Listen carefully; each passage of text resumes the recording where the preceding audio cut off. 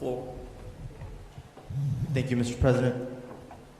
Let me begin by saying that violent criminals should not be escaping justice under the law. Again, violent criminals should not be escaping justice under the law. And as an elected representative of this great state, ensuring the public safety of our communities is of utmost importance to me. And this is exactly the reason why I cannot support this bill. Supporters of House Bill 370 would like you to believe that I and other opponents of this bill support chaos.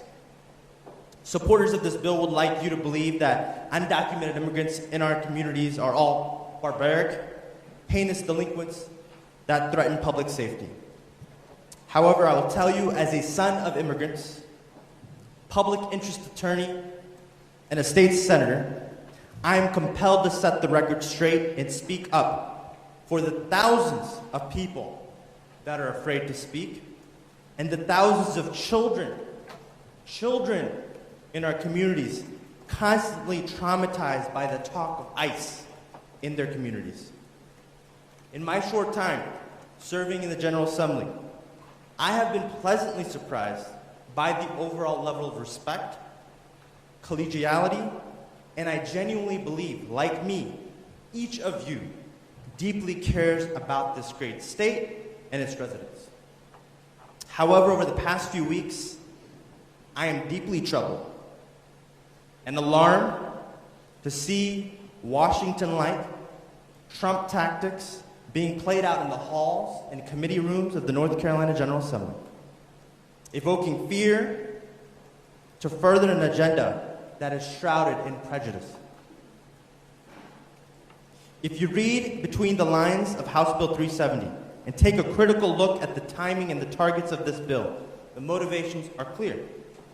In 2018, North Carolina's 7 most populous counties sent a strong message about their priorities for public safety by electing new sheriffs.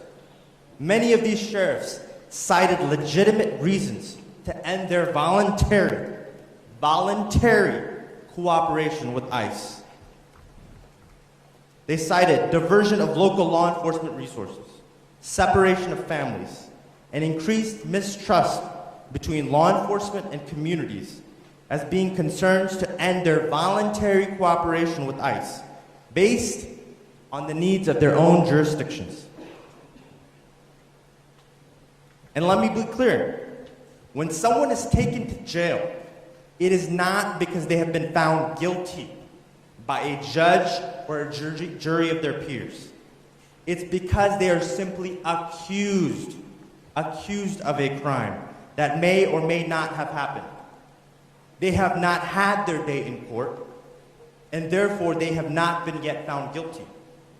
Let our local law enforcement, our local prosecutors, our judges, and our juries do their jobs and give victims of crime an opportunity to be heard. Let's end the myth about sheriffs releasing defendants. Judges and magistrates make those decisions, like Senator McKissick talked about, every single day, prior to anyone with a pending charge is released. We have a system in place right now that sets the foundation to release 15A-534, procedures to determine conditions of pretrial release. Factors that judicial officers must take into account: the nature and circumstances of the offense charged, the defendant's family ties, employment, financial resources, character, mental condition, the length of their residence in their community, and their record of convictions. So sadly, the sponsors of this bill are playing a dangerous game with the power of the majority. Political points in the name of public safety runs the risk of putting real lives in danger. If supporters of this bill understood the fear-driven silence of victims that keep them from reaching out to police for help, if they understood that the real ramifications that House Bill 370 can have on our cities and our counties, instead of working together instead of inspiring one another, instead of focusing on reducing the costs and expanding the access to healthcare, instead of making sure that we have an economy in the state that works for all of us, instead of making sure that we're restoring our rightful place as a beacon of hope when it comes to public education, and ensuring that this state remains knowing that its diversity is its strength. I'm deeply ashamed, and I'm deeply disappointed to see the use of fear and Trump-like tactics in this esteemed body to maintain the status quo.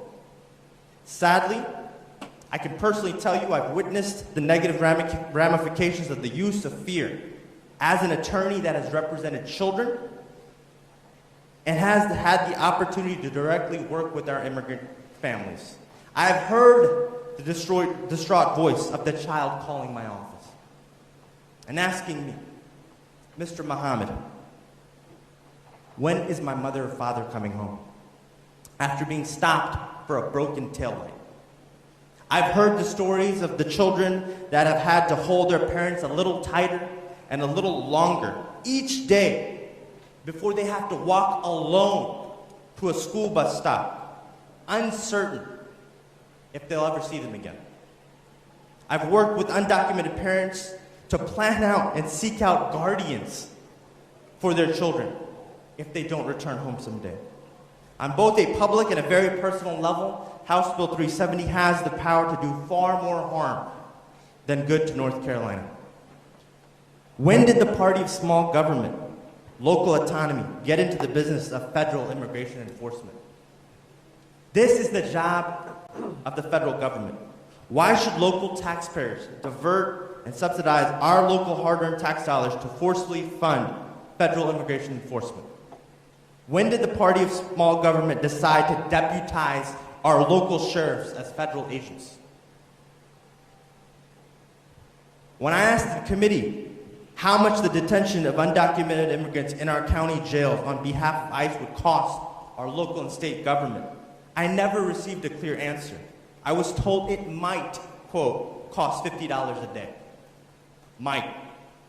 For this body. I guess cost analysis doesn't matter when we are building up our prisons instead of building people in North Carolina. Then there's the public safety aspect.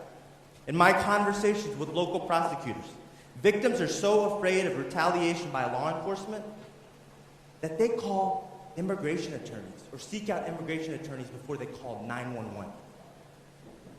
Violent criminal defendants have walked because undocumented victims feared law enforcement.